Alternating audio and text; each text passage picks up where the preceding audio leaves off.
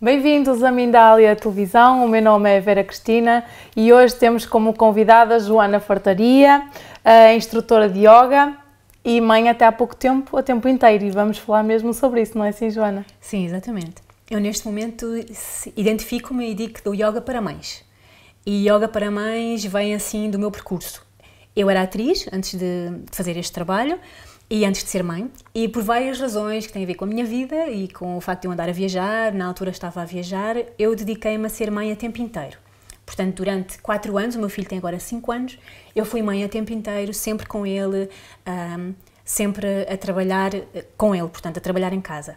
E neste último ano eu senti que já era a altura para ele e para mim, que já havia espaço para eu fazer um trabalho exterior, um trabalho lá fora, não só com o meu filho. Mas por um lado eu pensava, voltar por exemplo a ser atriz, eu não me identificava muito com isso, talvez, não sei. E neste momento, depois do trabalho de mãe, eu sentia muito o que é que eu quero dar lá para fora. O que é que eu quero fazer? Há assim uma espécie de sentido de missão. É um pouco diferente do que eu tinha antes. E senti que um dos trabalhos mais maravilhosos e mais necessários neste mundo é cuidar as mães. Mesmo, cuidar a mulher-mãe. Naquele momento em que ela decide ter um filho, ou não decide, ou acontece ela engravidar, é um momento absolutamente delicado e absolutamente mágico, e ele é um momento cheio de potencialidade, se for encarado assim.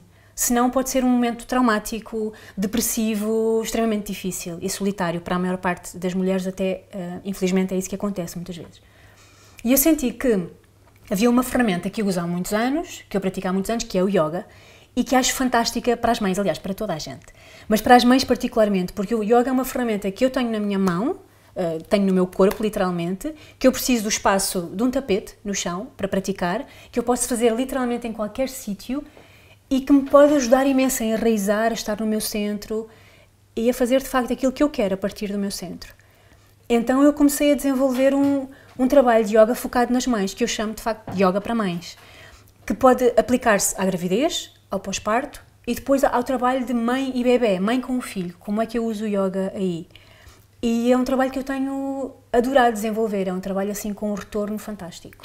Já vamos falar um bocadinho sobre a gravidez, parto e pós-parto, mas antes eu adoro a tua definição, a forma como tu falas do facto de ser mãe, de deixar de ser uma mulher sem filhos e passar a ser mãe. Queres nos falar um bocadinho sobre isso? Sim, pode ser. Há uma, eu já não sei qual é a parteira, mas há uma parteira, eu não sei se é a Naoli, se é a Ibo, que dizem que ser mãe é a maior iniciação espiritual que uma mulher pode ter.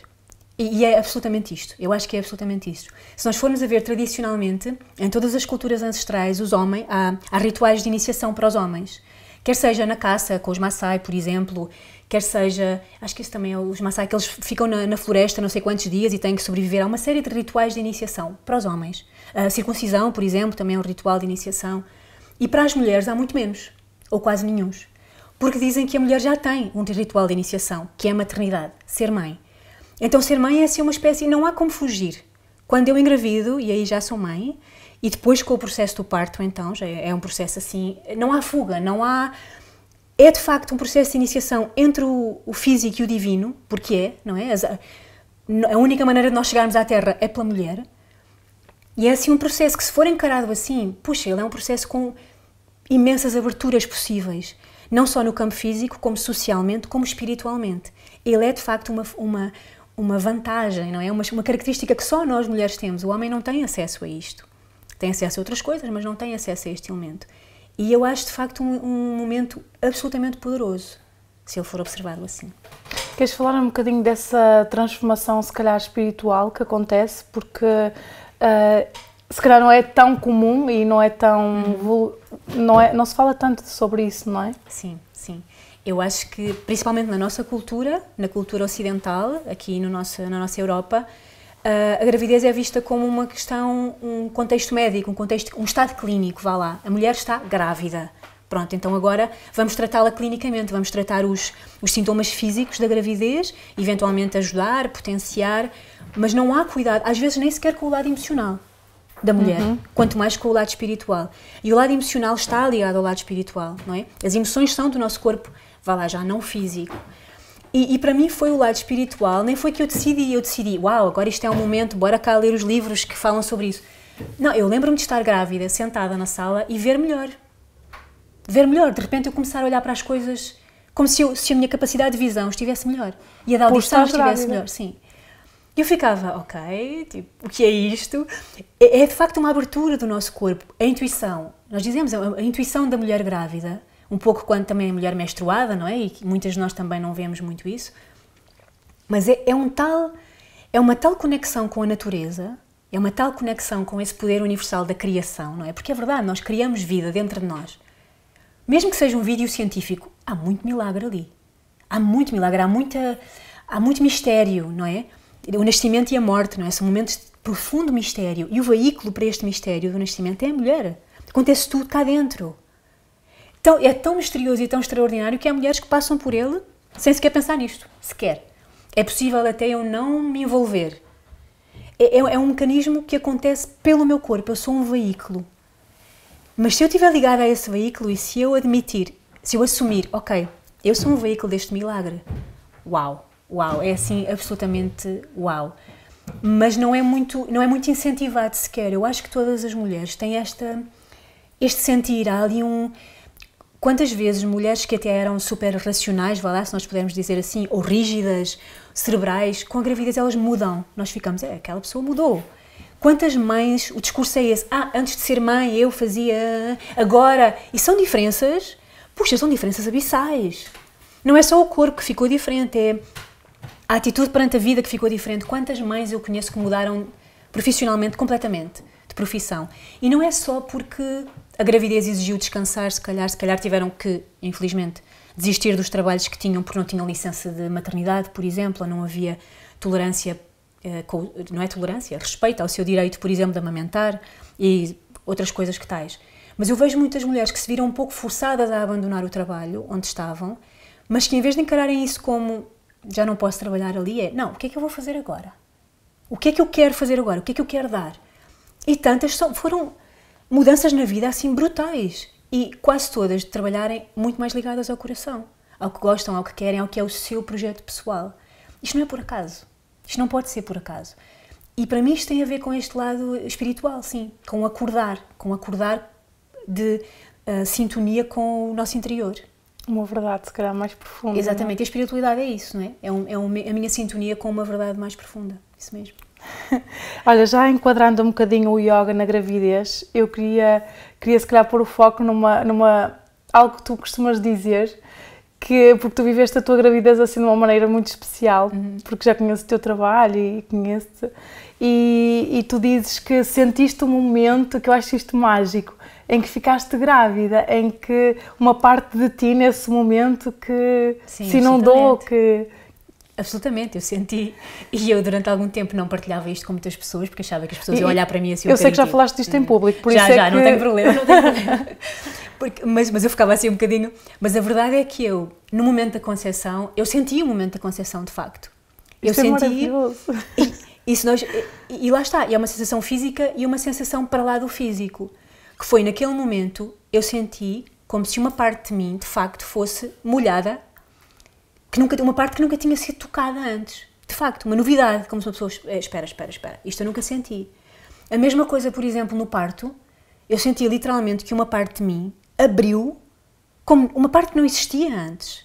E se nós pensarmos, de facto, o canal de parto é uma parte que não existe antes. Ela só existe no momento do parto. Ou como a placenta não existe antes, não é? Há uma série de coisas que não existem antes, que só existem no momento em que nós engravidamos. Mas essa sensação física de eu sentir esta abertura, por exemplo... Ela é uma metáfora para o resto da maternidade, para o resto da vida. Isto é a Ana Oli que diz, que eu lembro-me que ela diz, nós falamos do pós-parto, para a mulher-mãe já não há pré-parto, só há pós-parto. A mulher está o resto da vida em pós-parto, não é? Porque ela foi mãe, não há para trás, não existe para trás. Mesmo que, e acontece, não é? Perca um filho, mesmo que aconteçam 1000 coisas, ela não volta ao pré-parto. Nós não voltamos ao antes da iniciação. E ainda bem, ainda bem. Desculpa, Joana, e agora enquadrando um bocadinho o yoga na gravidez, qual é o apoio que tu dás às mulheres quando estão neste processo, vivendo tu esta experiência tão maravilhosa? A maior parte das vezes eu digo que o yoga, eu não ensino yoga a ninguém. Eu só lembro as pessoas que elas já fazem yoga. Todos nós.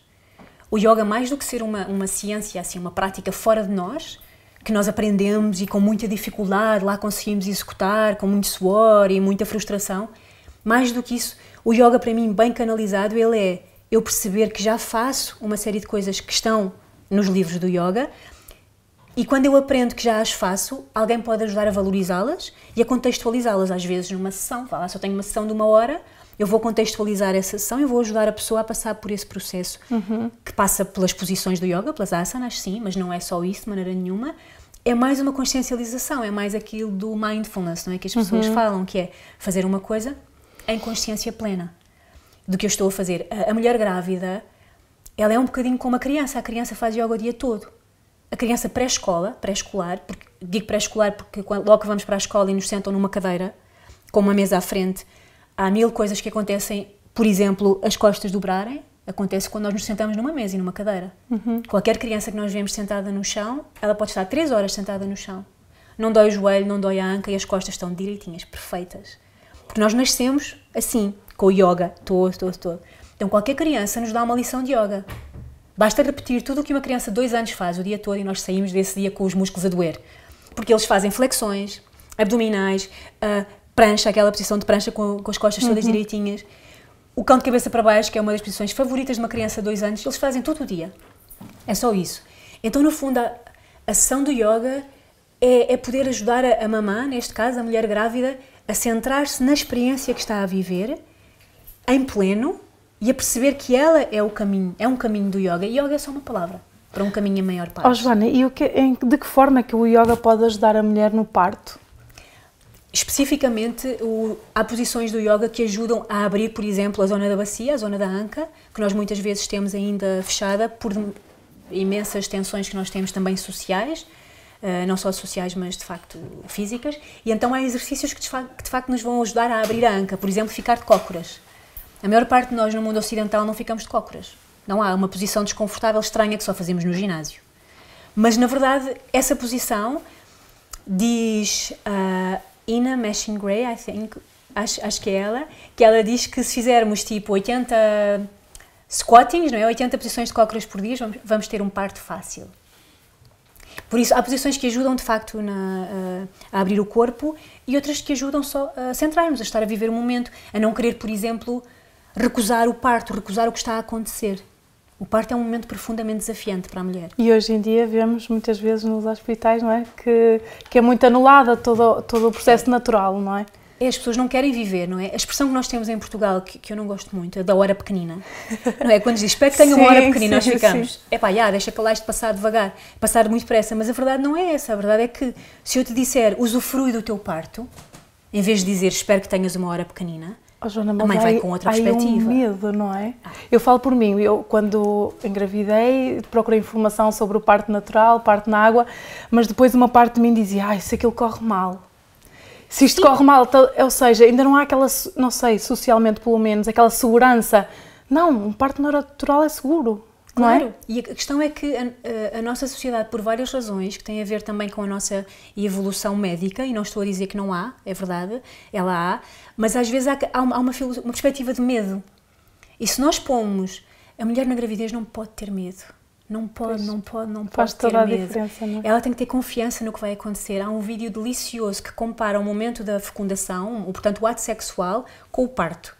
E dá um exemplo, portanto, temos um casal numa marquesa a tentar conceber, e se toda a gente tiver a entrar cada 5 minutos, a ligar a luz a dizer, então como é que está a ereção? Isto não vai chegar lá, isto não está a correr bem, bom, continuem lá. A lubrificação não está boa. Quem é que consegue fazer amor nestas condições? Claro, sim. Ninguém. Sim. A mãe também não pode parir com elemento de stress exterior e mais com censura. A censura de, não vai conseguir, não está a conseguir. Se eu duvido do meu corpo, mas o meu corpo criou aquele filho, a natureza não é maluca. Claro. Eu tenho um bebê dentro de mim, bom, espero que agora não tenha, eu não estou grávida, mas a mãe tem um bebê dentro de si que ela tem capacidade de parir. E mais, que ela tem capacidade de maternar, de ser mãe daquela criança. Isto é assim. Mas se nós passarmos isto às mães, nós estamos a dar-lhes o poder que é delas. Tu tens capacidade de ser mãe, senão não engravidavas, ponto. Mas se eu queria, estás a dar muita mama, e pouca mama, e muito colo, e pouco colo, e muita fralda, e pouca fralda, puxa, não é? E agora entras então no pós-parto, não é? Nesse apoio sim. que eventualmente o yoga tem no pós-parto. O pós-parto é um dos momentos mais difíceis na nossa cultura para as mulheres, eu sinto, porque na gravidez, culturalmente, nós ainda somos cuidadas, vá lá. Em geral, a família alargada vai ficar, ela está grávida, não pode fazer isto, não pode fazer aquilo, cuidado com ela. Às vezes de uma forma um pouco paternalista e um pouco está doente, mas há cuidado com a mãe, porque a mãe carrega esse bebê. Mas depois do bebê nascer, é o bebê. O bebê é o foco. O bebê, e mais, e estás a fazer isto e não estás a fazer aquilo. As opiniões à volta de uma mãe são assim, mais que muitas. Então é uma altura em que a mãe é muito deixada de parte, é muito desapoiada. Então, para mim, o yoga no pós-parto, por exemplo, o yoga para mães, a principal vantagem que tem, a principal qualidade é mães que estão juntas com outras mães, na mesma situação. Só eu ver que há outras pessoas na mesma situação a passar pelo mesmo é terapêutico, assim, tem uma possibilidade de cura extraordinária. Só isso. Porque se eu vou eu vou com o meu bebê ao café e já estou com medo se ele vai chorar, vai incomodar, as pessoas vão criticar. Uma aula de yoga no pós-parto é para acontecer tudo isso. Aquele é o espaço. Para o bebê precisar de trocar a fralda, precisar de maminha, a mamã ter dúvidas e perguntar coisas, esse é o espaço. O yoga é um pretexto, o yoga vai criar. As posições do yoga que nós usamos, ou as sequências, são um pouco para criar o bem-estar, criar ali a convivência. Elas têm todas uma fundamentação científica. E a ligação também, o apoio que se estabelece, não é? Exatamente, entre elas. Todas as posições estão justificadas porque é que se fazem. E há um yoga que se faz ao bebê, não é? Uns pequenos movimentos que se fazem ao bebê, que eles são profundamente benéficos. Mas o grande benefício para mim é esse, é as mães poderem conviver umas com as outras, perceberem que está tudo bem e terem este acolher do processo delas. É mais isso, é acolher o momento em que elas estão, em pleno, sem julgamento, sem censura, sem pressa. Joana, em meu nome e em nome de toda a equipa de Mindália, quero-te agradecer a mensagem que partilhaste connosco hoje. Obrigada. Muito obrigada. A todos vocês que nos seguem em Mindália Televisão, não se esqueçam de subscrever o nosso canal e colocar gosto se gostaram deste vídeo. Até já!